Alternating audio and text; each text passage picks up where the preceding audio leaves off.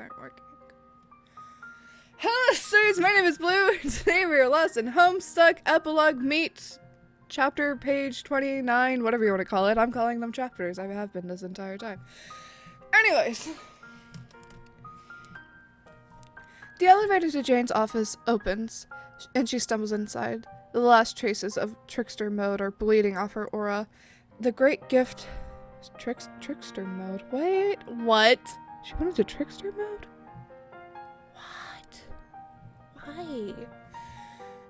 This great gift of this... The great gift of the sacred boon has run its course for the evening, and though she is not grateful as she should be, she nevertheless acknowledges the extraordinary benefit it has afforded her with a slight nod to the mirror. She pulls a hand through her hair, watching in the reflection as the last of the pink coloration fades to black. She has been campaigning this way for some time now. Why? In fact, it's been over a week since she was last seen in public without the aura bestowed upon her by the divine lollipop juju. There are many benefits to trickster mode, in that it imbues one with an endless supply of enthusiasm and supernatural positivity. Additionally, it prevents one from dwelling on any given personal problems or greater implications of any political statements one might take. However, while a great portion of this electorate adores Jane's elevated sense of charisma and presence when she's in trickster mode, as they should, there are just as many detractors who claim that the whole thing is extremely problematic. I doubt this is true, but must also acknowledge it exceeds the scope of my expertise to comment on the subject. Where is my cursor? There it is. Oh my goodness, it's not problematic. Jane erupts alone in the elevator, seemingly talking to herself. She appears to be responding to her own inner monologue, which I admittedly am presently conducting. She appears to agree with me on this matter. The juju has truly blessed her with great wisdom. I have endured this argument for years, and I honestly cannot see a single thing about it that could be even thinly constructed as problematic. Furthermore, despite the fact that I empathetically do not find it to be problematic, I have in the past politely refrained from indulging in the profane pleasures of the trickster lollipop out of respect for those who find offense with it. However, citizens of the human kingdom delight in my trickery antics, and what kind of politician would I be if I were to deny my core voting democratic that sort of red meat? Or candy, I suppose. To imply that I am superciliously and recklessly stoking potentially dangerous cultural fires is honestly an insult. I am guilty of only one crime: energizing my base. She is saying it better than I possibly say it myself. It is unusually gratifying to witness a human with such high regard for hallowed culture artifacts and the unparalleled blessings they bestow upon lesser beings. Wait, who am I talking to? Jane rubs her eyes under her glasses and groans. Trickster mode is quite exhausting. What a strange quirk of human biology to accept that excess euphoria must necessarily be followed by crippling despair. She carelessly tosses the lollipop on the floor, lurches towards her desk. No. She turns around promptly, her body jolted by surprise of her certain reversal. She bends over, cradles the lollipop reverently, and situates it carefully in a place signifying respect atop the mantel. After clearing a space for it by shoving several brittle, worthless objects to the floor, only then does she drag herself to her desk, legs shaking as she had just run a great distance. The moment she sits down, her phone begins to ring. Oh, it's Dirk again! Yes. Yo, don't spend too much time in trickster mode. Is that all you have to say? In general, not by a long shot. But pertaining to this specific issue, yeah, because you should know better. At this rate, you're going to burn yourself out before we even go to the ballots. Can you just trust me on this for once? I'm a bit too preoccupied at this exact moment to turn my chair backwards and rap at you about the dangers of dope. I know what I'm doing, Dirk. Do I need to remind you that all of this was initially my idea? We almost whistled. In that case, how about we tap into some of that outrageous political I know this word, you've said this word before, of yours, dial back on the manic pixie dream candidate bullshit and focus a little more on substance policy speeches. Oh, come on, Dirk. Both you and I know that isn't how politics work. Yeah, you're right. I can't believe I actually said that with a straight face. You say everything with a straight face. Fair point. CJ, this is why you're going to clean his fucking clock in the debates. All I'm saying is, there are better ways to go about unscrupulously manipulating the electorate, better than burning through your entire lifetime supply of dopamine.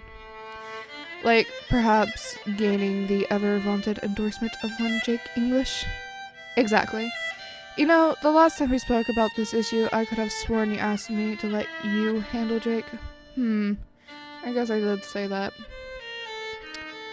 Dirk, are you doing okay? It's very unlike you to forget details like that. I'm fine, Jane. The prince is not fine. He is not the type who takes well to having his plans upended, or his control of a shared vehicle fully suppressed. My brother wasn't much that type either. Oh, fuck off. I'm nothing like that guy. Huh? What guy? Forget it. I was talking to someone else. Who? Is someone else there with you? No. It's nobody. Let's just drop it, okay?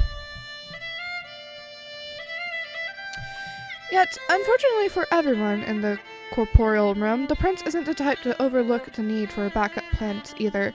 He devises contingencies for both success and failure. Wheels within wheels, he likes to imagine. In his workshop, the prince machinimas. While the seer both diminishes innocence, he is being careful to make sure the precise nature of his activity is obscure. Yes. He closes his mind to all observation. He scatters many stray parts across his work table and bruises himself with a variety of misleading mechanical tasks to hide the true intent of his games from me. But certain objects and actions strike me as more notable than others. That very long red rifle on the table, for instance. A weapon that does not belong to him, and has not been used in a long time. He has been returning to the rifle between all his other menial activities of probable misdirection. He dismantles it, reassembles it, slides off the receiver cover to examine the firing mechanism. The prince clearly believes he's a very clever boy. My brother did too. Christ. So, on the Jake issue. Unfortunately, my influence is a little limited at the moment. What does that mean? A whole lot of bullshit that I don't have time or patience to explain right now. All you need to know is that I'm working on a solution to both my problem and yours. Until then, you should figure out how to get Jake to, at the very least, avoid taking a side. Actually, I have been thinking, perhaps this attempt to get Jake on our side is the wrong angle from which to approach this vexing problem. Wouldn't it be much easier to discredit or blackmail him? He is much beloved in Troll Kingdoms, where his carefully cultivated posterior true, but we both know that his bottom is not the only intimate attribute for which he is famed among trollish citizens. It would take almost nothing to expose his many delicacies through the human media. Ooh boy. I know, not to be judgmental, but his super is as loose as his pants are tight. That's not what I meant by ooh boy. You don't think it would work? Oh, it would work. A certain illusion of boyish innocence is an important part of his brand. You contrast that innocence with the grating of his sinewy dyes, beaming raw, sweating sexuality right into the camera on live TV 5 nights a week.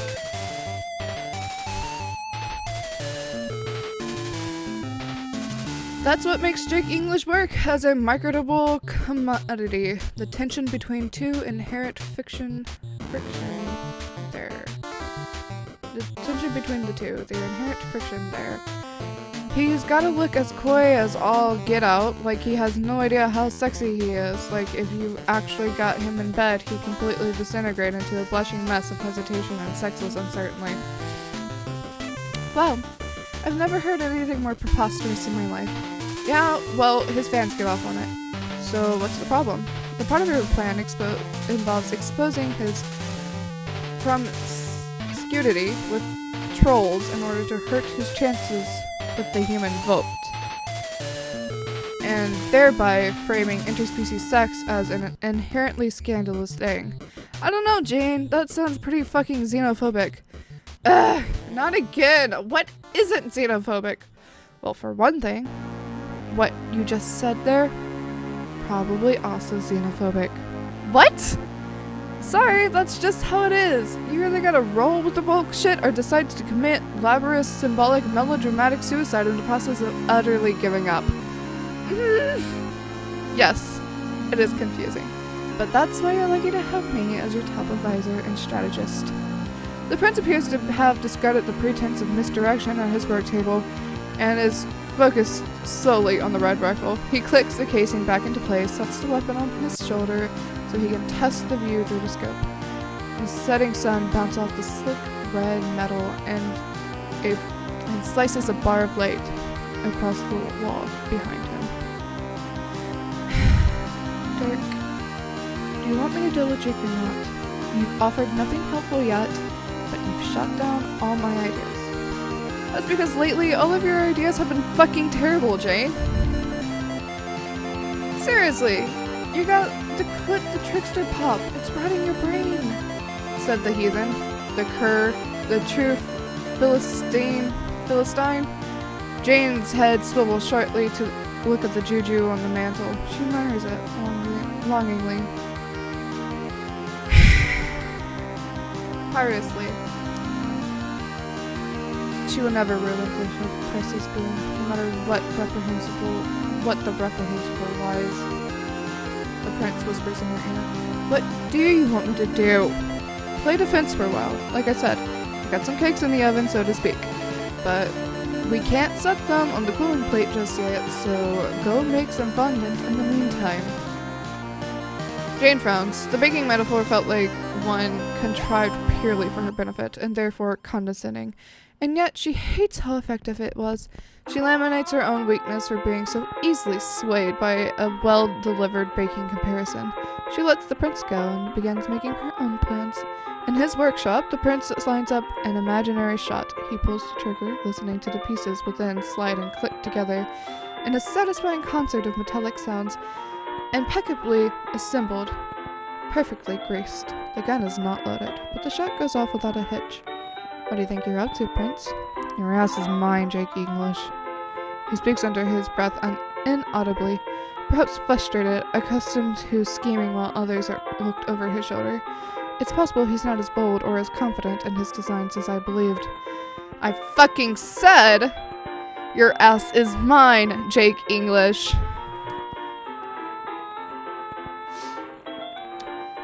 Get under his skin, Callie.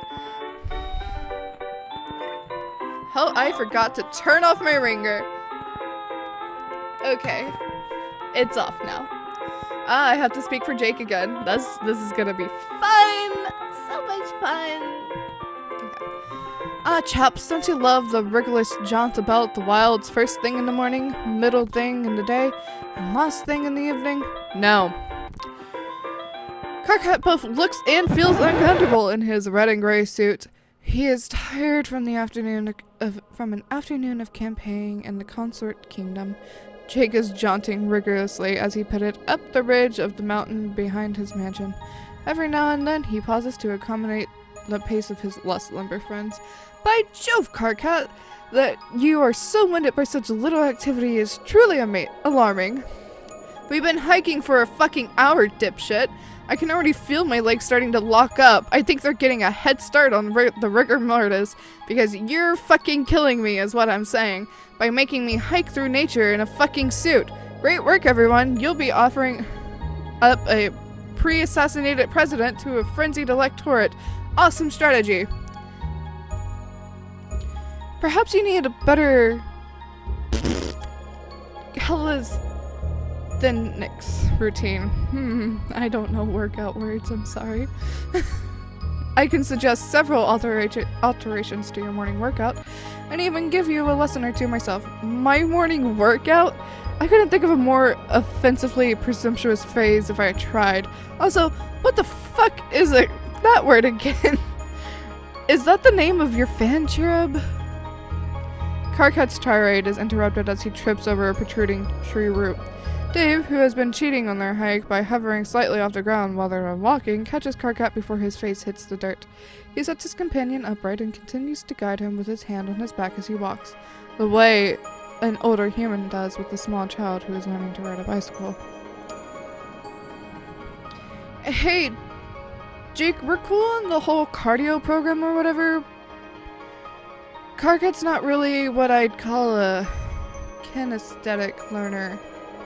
Hey! I can hold my own in a threshing match better than 99% of the squishy, placid human population on this planet. I was literally training to be a combat specialist on fucking Alternia. Maybe we should sometimes try to remember and fucking respect that fact about me. Gotta make another mental note about which material to avoid when writing your campaign speeches. Dude is nuts with a sickle. Can carve a bloody arc through surrounding circles of gathered squishy humans. Watch their guts spill on the floor as he roars at the sky in honor of his genocidal ancestors. We're kinda trying to downplay the idea that trolls are naturally good at violence and shit here. Hey, speaking of which, Jake, you wanna back Karkat on this election or what? Jake spins around in his worn boots. He bites his lips and looks at the ground. Ah, I see. That was your purpose here. Yeah, that is basically the only reason either of us would waste time climbing a mountain instead of, like, almost perfectly replicating the experience by checking out sweet stock photos of a mountain on the CrockerNet image search while spraying our hive with air freshener or something. Hey, wait, that reminds me. Isn't it fucked up how Jane literally owns the internet? I'd never really thought about it, I admit. It's pretty fucked up, trust me. Like, she already owns a major method of information. Oh my god. This inanimate, and now she wants to be one ultimately in control of what information gets disseminated. Do you really think one person should have all that power? The answer is no, idiot. Yeah. Which is why you should back us and our campaign. Our campaign slogan for the purpose of this conversation only is, hey, isn't it cool how we're not Jane and also we don't want to own everything? And also, man, on a more personal note, I mean, have you seen the shit Jane's been saying about you in the media? A look of sadness sweeps across Jake's face, but he quickly turns it into a glare of indignation.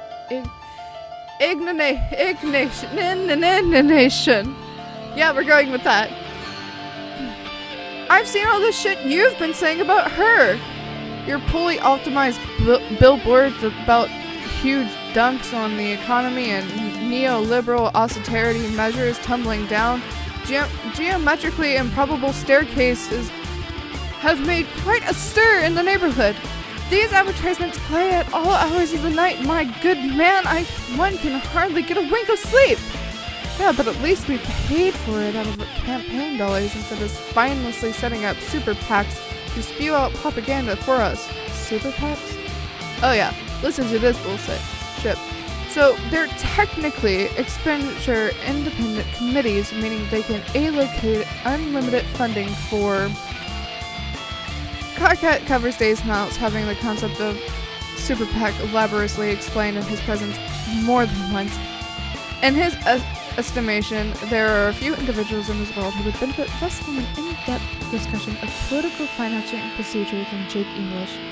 Look, Dave, Jake doesn't really care about what a Super PAC is. And I don't think anyone cares about fucking super PACs. I know you put a lot of work into your spiel about it, especially the rap sequence, but you're never going to get anyone to give a fuck about this stuff, man. I'm sorry. Jake, the point is this. Jan is having you smeared indirectly. Well, that would be the way to do it, I suppose, if you wish to keep clean hands in inherently dirty business. Dave peels Carquette's hand off his mouth and then bumps him away with his hip so that he may continue saying things he regards as terribly important for others to hear. Okay, but that's partially my point. We're doing all our propaganda in-house instead of outsourcing to unscrupulous shadow networks with deep money pockets, for better or for worse. What does that mean? As much as I appreciate your artistic vision, Dave, I think that your political ads are largely going over people's heads. They're kind of bold? No. Oh, you mean avant-garde. Well, yeah, everyone knows that. Not really. Not really how I'd put it either. Nuanced? Oh wait, visionary. You think they're visionary? Fuck. Okay, yeah, you got me. I'm a forward thinker, Carcat. This is just what life is like in the Dave lane. Buckle the fuck up. Jesus fucking Christ. I'm going to say this for the last time. Sweet Bro and Hella Jeff is absolutely horrendous subject matter for producing campaign ads. Nobody knows what the fuck you're talking about or what points you're trying to make. Yeah, it's awesome. You're wasting campaign money. We're fucking trillionaires, dude.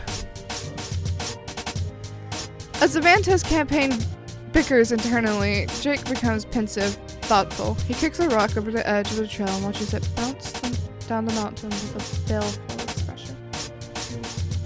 Willie Knickers, Dave, has anyone told you that you've got an uncanny talent for cutting straight and incisively to the point without sweating any of the bullshit?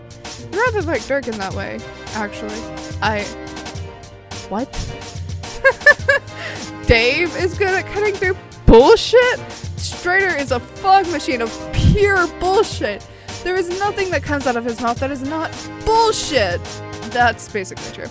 And I'm sure Dirk might even be worse. Yeah, pretty much. Sorry, Jake. I know we're soliciting you for the sway of your hot popular ass has over the people, and not exactly your brain power, so maybe this is somewhat unfair, but that may have been the worst take I've ever fucking heard in my life. Whoa, chill out, man. Remember, we're trying to woo this guy onto our side. Can you maybe at least go a solid minute without forgetting that you're a fucking politician now? That means you should try not to insult everyone you meet multiple times per sentence. Yeah, I know. I'm fucking sorry, Jake, for implying that you have a slightly less cerebral processing power than the sweaty this fucking suit is giving me throbbing hikes for ash. I can never say his insults with a straight face. Okay. Not that still sucks. Nope, that still sucks. Yeah, you suck, dude. Well, chew on this, master strategist. Maybe you telling me I suck is actually the smartest thing you've ever fucking said. Gentlemen, jeepers fucking Christmas. I was just trying to pay Mr. Strider a gracious compliment. Not every little pleasantry needs to be taken with such blasted literalism. And I appreciate that you're trying to sway my political favor and your bungalow with a bit of elbow grease and cajolery, even if your methods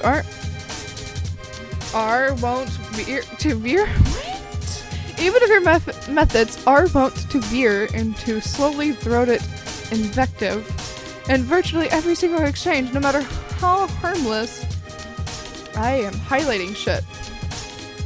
No matter how harmless the topic. And I truly mean it when I say I do appreciate the effort, both at the brown-nosing as well as the dubious restraint when it comes to unpunging my noodle. But all this is adding up to make me wonder. Jake slices a hand through the air to display his newfound It's growing but a minute now as his thought process has been severed from the prince's grip. An old confidence fills him as he continues to speak. A feeling of inner freedom he hasn't enjoyed in some time. Fuck yeah, Jake, break free! Why should I side with either of you? Flattery's all well and good, but I hardly think I would bother casting my knickers in with anyone lot based on the quality of praise or for a matter of withholding them due to having my ego bruised from verbal duping. I'm not entirely ignorant of the rules of this jamboree. I understand that whoever I endorse will have a good chance of winning on nothing but my good word, so why should I trust anyone trying to win my favor right now? Do you have any case to make which doesn't involve glowing accounts of my muscular bottom? Jesus fucking Christ, Dirk, your text is so small. Okay, we're getting really close to the screen. I know it seems like an objectively good thing from some pithy moral standpoint to let everyone in this little drama Jane's cooked up make their own decisions, but trust me, Jake isn't thinking for himself any more than he was while being indirectly controlled. Everything he's thinking and feeling right now is merely reactive. He's like a mostly dead bug twitching around on the last of its hemolymph, trying to get its head cut off. After getting its head cut off, under my guidance, he was like an ant being influenced by the cordyceps fungus.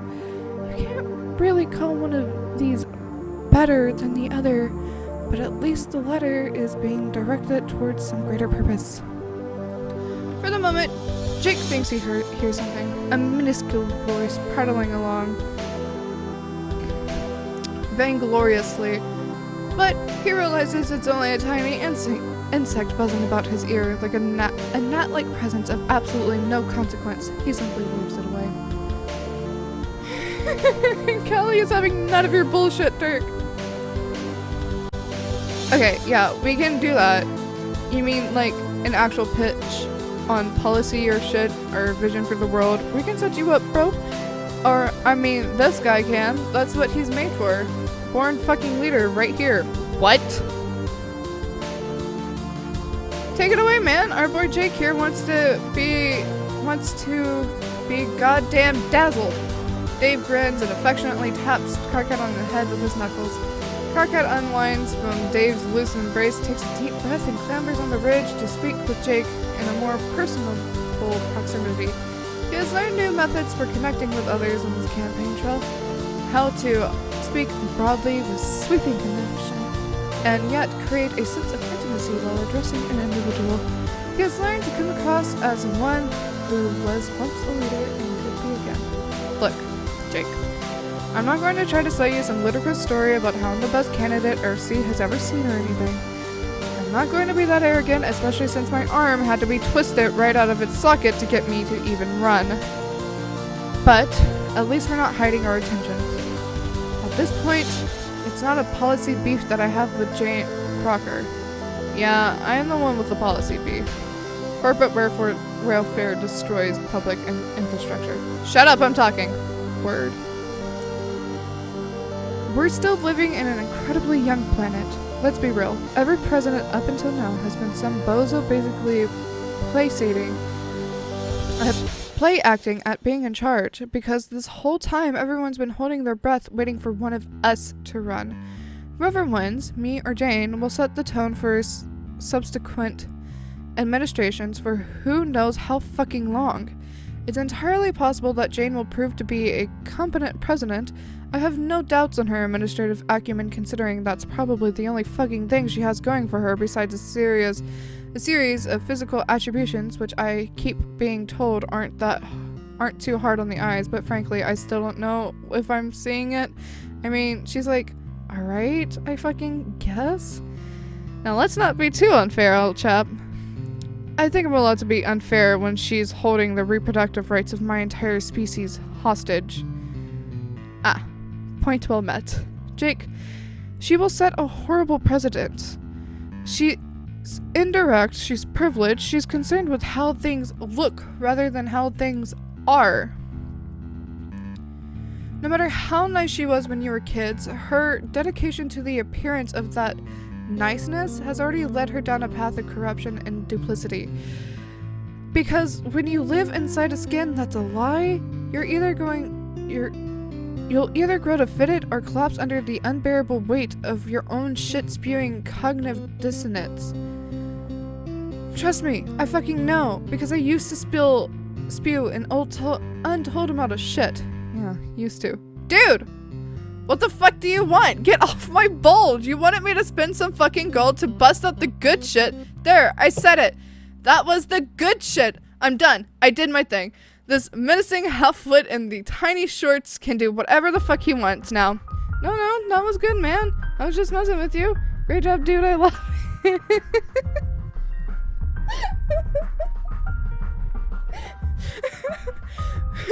Dave has raised his hands in surrender. Jake chews on these remarks for a minute. He loves Jane and Dirk dearly. He has loved both of them for years on and off in multiple fashions and configurations, in accordance with the human understanding of this feeling. He thinks it would break Jane's heart were he to oppose her, and yet hasn't she fired the first shot by broadcasting such scandalous things about him in the media? And it was so soon after they nearly had an intimate reconciliation.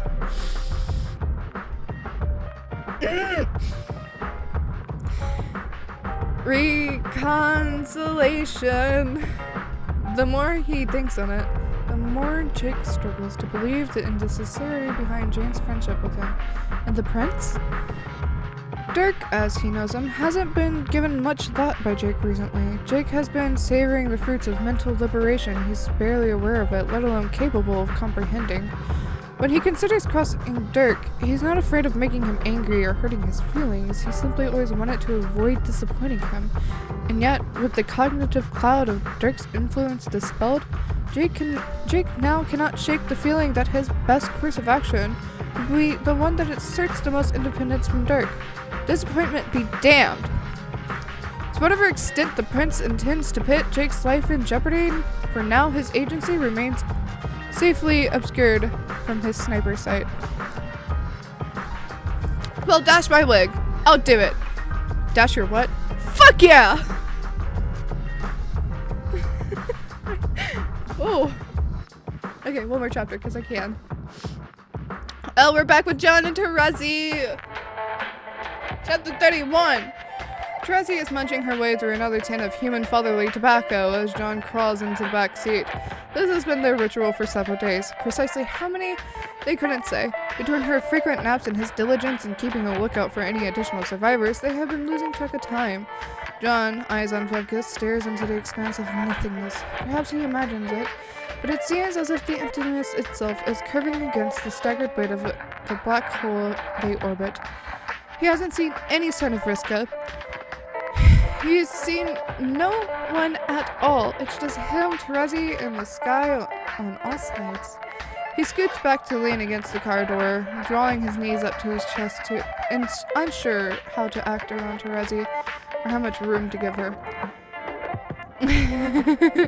She holds out a can of tobacco. Want some delicious dry candy shavings? Ew, no. Do you have any idea what you're eating right now? She shrugs and licks the crumbs off her hands. Her eyes can't help but follow the motion of her tongue as it leaves trails of...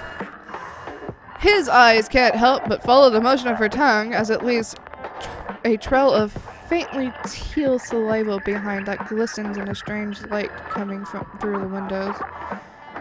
It's like a poisonous plant. You're not supposed to eat it. You're supposed to put it in a pipe and smoke it. I think that if I ate it, I'd probably get mouth cancer or something.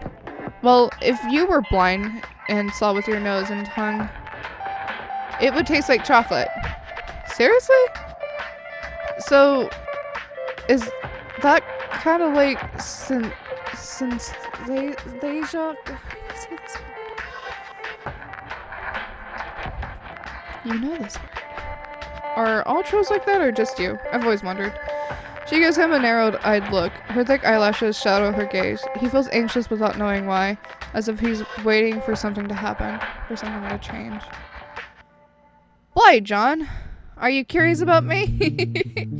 I can't do Terezi's laugh. No, I mean, yes? Your whole licking thing has been kind of weird. and a lot of things about you are weird. I feel like we've talked a lot, but I still know almost nothing about you since most of our conversations were just bullshit. Yeah, I guess. I've always felt like you were trying to fight me for some reason. Like, I can't just talk to you normally. It always has to be, like, a jokey argument or snark off or something. For it to be a snark off, you have to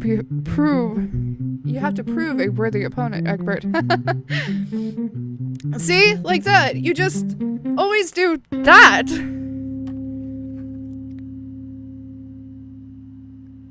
Terezi's expression changes in a subtle way, slowly, like a tide pulling out. She snaps the tobacco tin shut and sets it down on the floor of the car.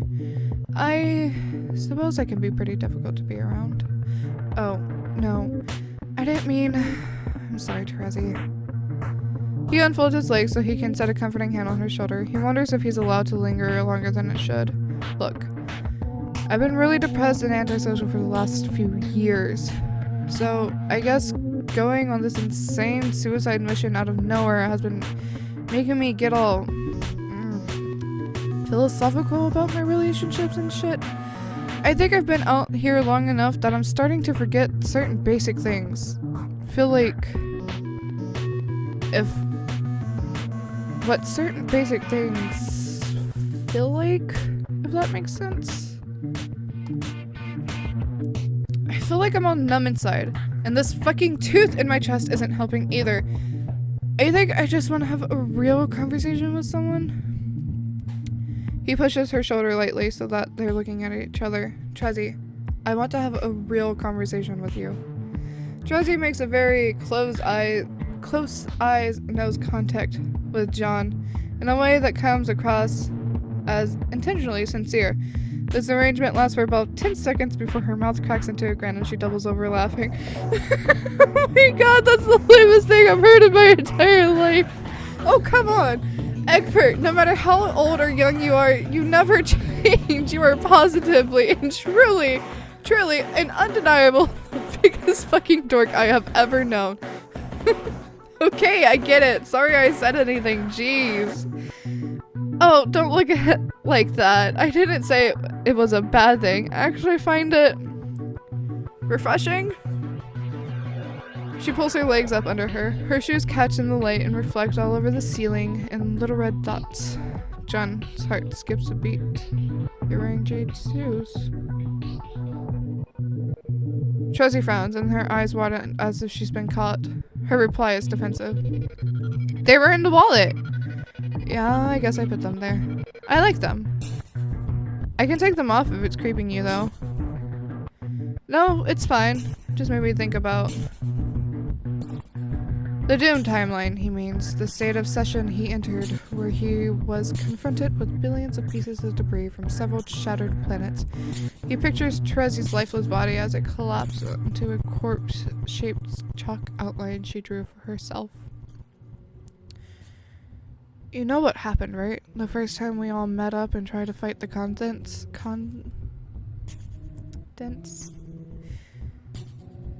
We were completely unprepared and basically got our asses handed to us. By which I mean, everyone died. I think about it a lot. I guess it's kind of hard not to think a lot about seeing all your friends die horrible deaths. But I also think you're from that timeline a lot too. But I also think about you from that timeline a lot too. Me? Why is that? Because you were amazing! I couldn't believe how you could hold it all together while you were literally bleeding to death. Almost like it wasn't even bothering you. Like you were actually in the process of dying horribly and you still went to the bother of dunking on me with your scarf instructions. You were so brave. It was like you were undefeatable that day. Like you were refusing to let us lose. I think I carry around that memory whenever I think about you, and maybe why I always feel like you're sort of steamrolling over me when we talk. I think I'm still a little intimidated by you. I guess that sounds kind of stupid though. Suddenly Terezzi's voice is very small. I remember all that. You do? She nods, smiling grimly. That's why I'm out here. You see? That doomed Terezi missed Vriska so much, it was like a hole in her heart. I remember the way she felt, because one time all her memories came flooding back. I even got to see what happened when she died. She and another Vriska ghost finally found each other. It made me so happy getting to feel all of that, as if it was one of my own memories. Just reinforced the feeling that there was something special between us. And I just kept hanging on to that belief right up until... oh, I don't know, now? I've practically devoted my life to certain memories, to the idea that two people can be meant to be with each other on some cosmic level, even if they always seem to get each other into trouble. All that investment, all that searching, and for what? Over 4 sweeps together, and she just disappears into the void again? What a huge bitch! Terezi. His hand is on her shoulder again. His other hand has found the elder shoulder. John notices his own palm grazing the side of her neck to cup her face. The act was made with barely a thought. His own boldness surprises himself. You saved everyone! You're the only reason we were able to defeat Lord English and win the game at all. If it weren't for you, me and Roxy would have just floated around in Paradox Spaceburg like a couple of losers with no idea what to do. Even worse, I'm gonna try to fix things myself. Oh dear God. Yeah! Terezi shrugs out from under his grasp, but doesn't move away. Don't get me wrong. Oh, we're highlighting again.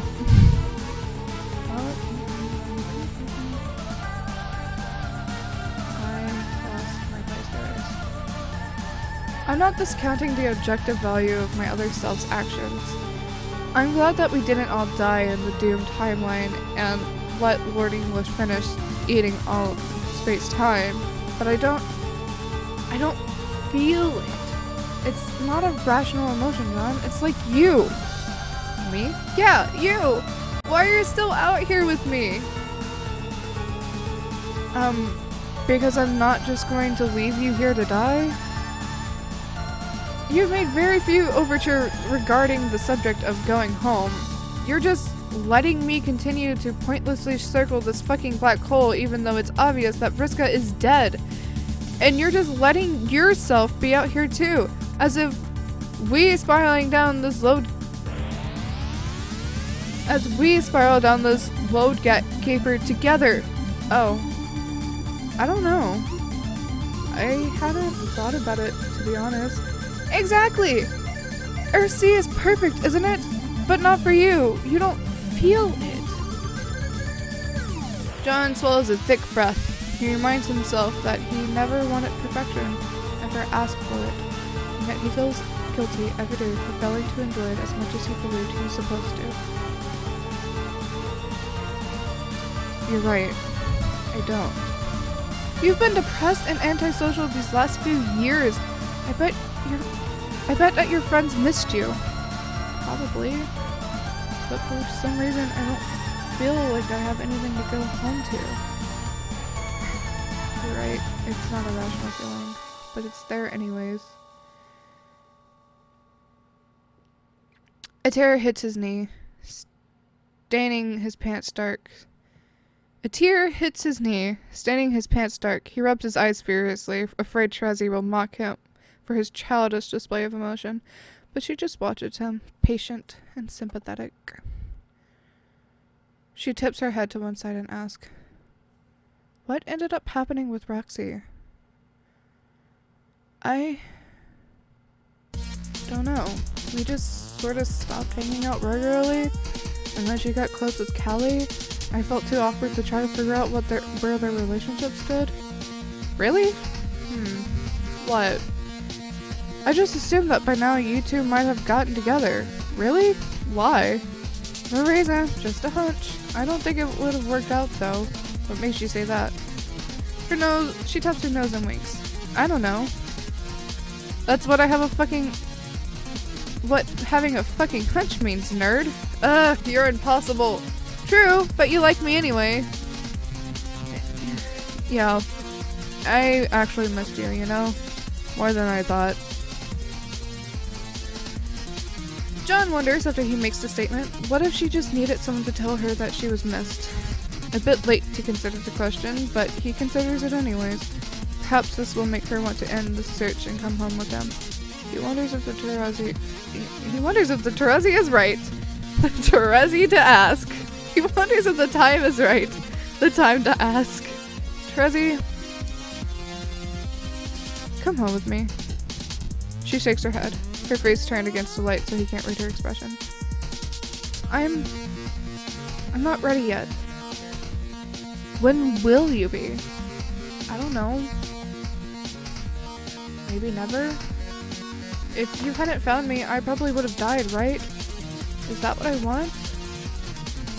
Obviously not, dummy. If you wanted to die so bad, you wouldn't have eaten all the disgusting shaving cream and tobacco he gestures to where she still has a smear of shaving cream on the hem of her shirt. Pressed it over from sitting there for hours. She sniffs at the residue and lifts her shirt to lick it off, crinkling her nose. You could be onto something. At least let me make a supply run. Maybe I can get you some real food. It seemed to him like an uncontroversial compromise to offer, so he pulled back, preparing to travel back to Earthsea via his retcon capability. But Terezi grabs him by the wrist. Wait. Her eyes are wide. Her voice cracked and desperate. Don't go. Please, John, stay with me. Just a little longer. If you leave now, what if you can never find me again in this moment? Well, we can't stay here forever. I know. He has no idea how to react to her behavior. He's never seen her this vulnerable. She's shaking where she touches him, and her lower lip is visibly trembling. He nods. She slowly lets go of his arm. They're silent for a minute. Both stare ahead at the car seats in front of them, sitting close enough to hear the beat of each other's hearts. Do you want me to take a look at your wound?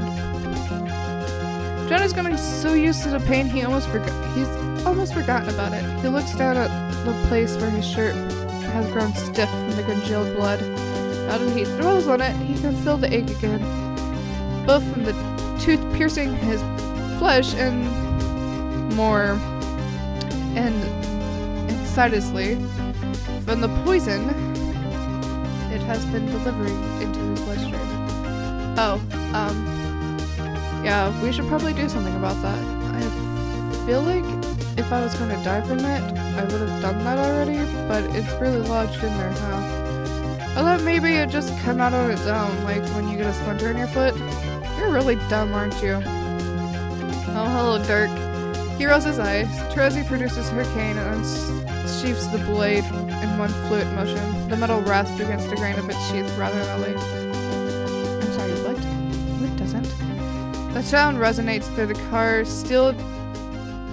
resonates throughout the sealed interior of the car. Actually, drawing the sword is pretty quiet. It only makes that sound in the movies. It rings through John's skull like a gunshot. Are you seriously manifesting inaccurate physical properties of a sword for the sole purpose of untango? John reflexively backs up against the door at, the side of the blade. Whoa. Hold still if you don't want to die for real. He holds still, her eyebrows knitted with fierce determination. She sets a hand on his thigh and draws the blade up under his shirt. He shivers, letting out a breathy laugh at the coolness of the metal against his bare chest. There's a pinch when the congealed, bloody fabric rips from his skin. He glances down. The wound looks worse than he was imagining, and is far more than just a puncture. An uncanny darkness spreads across his chest.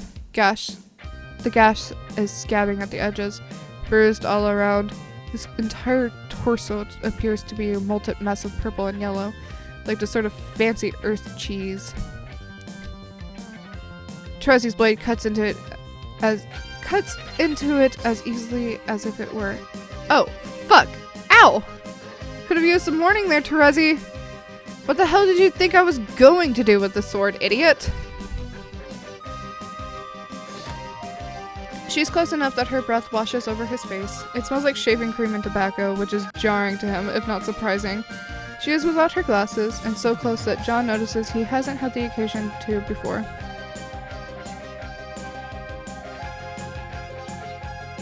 What? Notices things he hasn't had the occasion to before. Okay, I skipped over a word. Like how lovely her eyes are, the length of her eyelashes. Now that he is really seeing them just inches from his face, it's astounding to him. Like, he has never thought of Terezi as particularly feminine, at least not in the way humans understand this idea, but he has never been forced to reckon with her features so unavoidably. And the dark borders around the perimeter of her eyes are thicker and darker than most trolls have. The tired bags underneath them are ditches, and the shadows cast by her angular features, made more gaunt from hunger. When she blinks, her lashes brush the ridge of her cheekbones, nostrils flare, assessing the scent of his blood. Fuck. Are we doing this or what? He presses his eyes shut and nods. He feels numb, clammy, jittering down to his bones from a particular sensation, a feeling like he seems to be denying himself, as his own thoughts struggle to be honest with him. He cannot disguise the truth from me. What he is fighting is an intense desire to kiss her. Go for it. Oh, okay. She grinds the sword between two of his ribs. The pain returns instantly. His acclamation erased nearly as quickly. He clenches his jaw hard and his head spins. Terezi's blade catches against something. It's lodged in there pretty good. Brace yourself, Egbert. This is going to sting. He can feel the tooth moving around against his flesh, the fibrous, spasmodic contractions of his muscles around it. When she wrenches the blade and pops the tooth out, he isn't proud of the sound he makes. He finally opens his eyes. Trezi's arms are covered in his blood. She tosses the sword down to the floor of the car, and what suddenly strikes John as a fairly unhygienic surgical situation, and grabs his shirt with two clenched red fists. I need to stop the bleeding. Just follow my lead. She peels him out of his hoodie and then his shredded t-shirt. He's dizzy. His vision wavers, fades. It takes Terezi's sudden grip on his shoulder to bring him back from the brink. The brink of what? He doesn't know. Unconsciousness? Canonic disillusion? He has no cognizance of what the poison in his vein does to someone, or that it's even in his system. All he knows is that Terezi is the only thing keeping him moored. She holds him firm, her thumb in the dip of his clavicle. Her sharp nails etching scores into his back. He watches her tear his t-shirt into a long strip. He lifts his arms obediently as she wraps it around his chest and ties it off. Her hands slide over the bandage and linger there. Her hands splays on his collarbones. Her fingers splay on his collarbones, her right hand resting above his heart. She slides her palms down his stomach, then around to his hips, leaving long bloody streaks along his torso. His blood. 10 uneven tracks of it, one for each of her fingers. When his arms come down, they wrap around her shoulders. Pulling her into his lap feels natural to him. A simple redirection of her momentum to guide her closer. What comes less naturally is the first kiss. Her lips are there, just hovering over his, yet he hesitates. His mind is still lying to itself, casting doubt on what it really wants. I don't see a purpose in allowing his self-deceit to continue for much longer. It's wrong to contradict one's true thoughts and rationals and feelings. Irrational, unbecoming of existence governed by free will. What are you waiting for, John? For fuck's sake, John, don't say anything stupid right now. He nods stupidly and leans forward to kiss her. Trezzy attacks, closing the gap between them swiftly. She bites into his mouth, drawing blood when she sucks on his lower lip. He twists his hands in the fabric of her shirt so hard it rides up her back. John can't tell if it's the pain or the arousal that's emboldening him. It is neither. He's simply being barred from ignoring his true thoughts. Even without the aid of Juju, he is fortunate enough to be blessed with the only true form of divinity, to be released from the prison of nonsensical inhibitions, which so often psychologically hobble the more primitive forms of life. In his newfound clarity, he discovers bravery.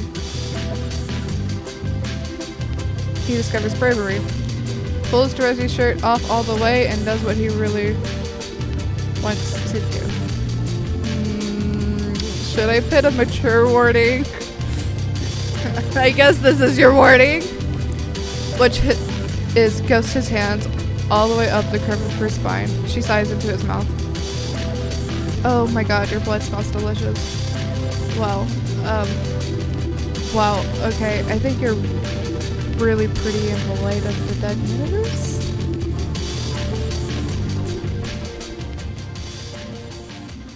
Terezi rears back with a faint snarl and wraps both her hands around his neck. She doesn't press down, but the weight of her thumbs above his throat makes his heart race. Didn't I tell you? Don't say anything, stupid. Careful of her grip around his neck, John locks his arms around her waist, pulling her flesh against him. She's ravenous when their mouths collide, desire intensified by the taste and scent of his blood. She doesn't give him a chance to say anything else for a while, stupid or otherwise. John Razzie, everybody! Okay. I guess that happened. I mean, I guess we kind of figured out that was gonna happen anyways with all the build-up, but, like, I guess that happened now. It has been an hour, my good friends, my good guys, I don't fucking know anymore, I'm tired. That is it for today's stories. If you liked the video, please give it a like and subscribe if you haven't already to join our wonderful galaxy. Comment down below and I'll get back to you in some way or another. And I will see you for our next adventure. Remember, we're all under the same cosmic dust, so be nice. Kate, love you, bye!